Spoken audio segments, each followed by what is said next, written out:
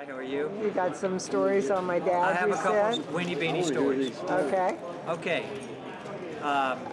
Back in, let's just say the 80s, okay, I went to Myrtle Beach, South Carolina. Yeah. And I was in town. Beanie used to come to the pool up there. And it was Gene's, old Gene's pool there in Myrtle, South Myrtle Beach. So Beanie, let's say Jimmy Mataya and Bobby Hunter was in town. Beanie had him over to his house, staying. And I was there.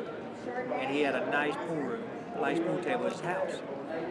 So I went there and I played Bobby Hunter. Jimmy Mataya wouldn't play. And Bobby who, and I who did you play, Bobby? I played Bobby Hunter, who I played in the final of the World Championship in 1992. Okay. And so this was right before that. So I played Bobby, and we broke even. We played for hours and hours there at Beanie's house. Beanie had the nice house right off the sand, off the beach, right across the road. And I know he had the sand dunes, one beautiful, beautiful, beautiful house. Beanie always took a liking to me. He always had his rollerball game that he would always bring into the pool rooms. And he was very smart. He played knock poker.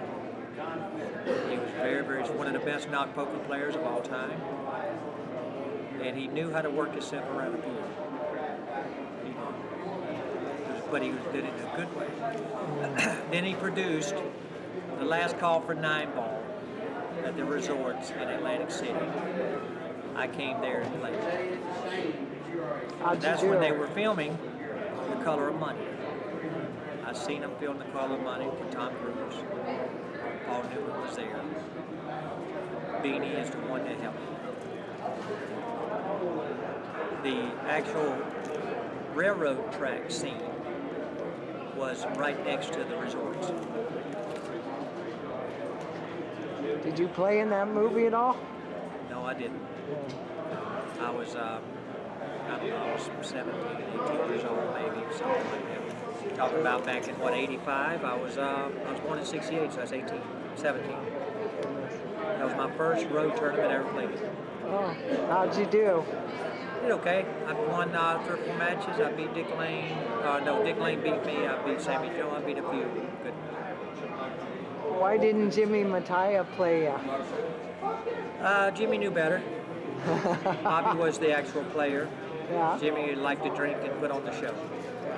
Yeah. Jimmy could play good too, but one of the funny, my first ESPN show.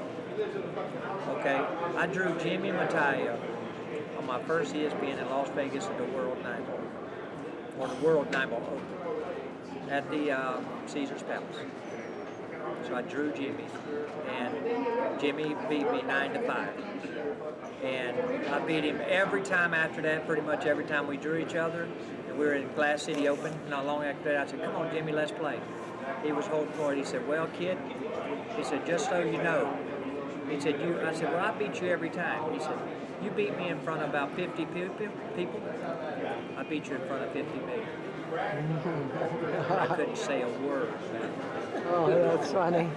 So we had a mutual respect. Jimmy always is holding court.